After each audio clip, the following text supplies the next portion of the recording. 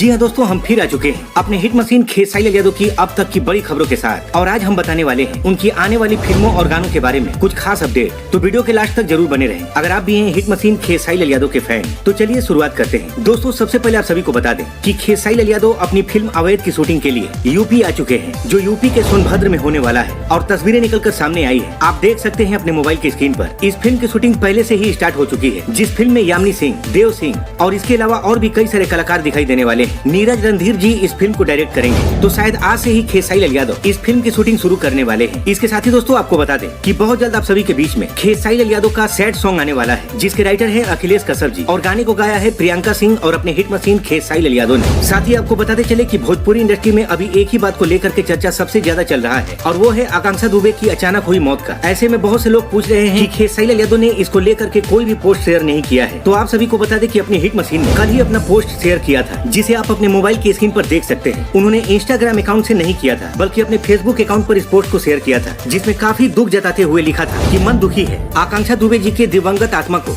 ईश्वर अपने चरणों में स्थान दे, ओम शांति। तो इसी के साथ दोस्तों मिलते हैं अगली वीडियो में। तब तक के लिए जय हिंद, जय भोजपुरी।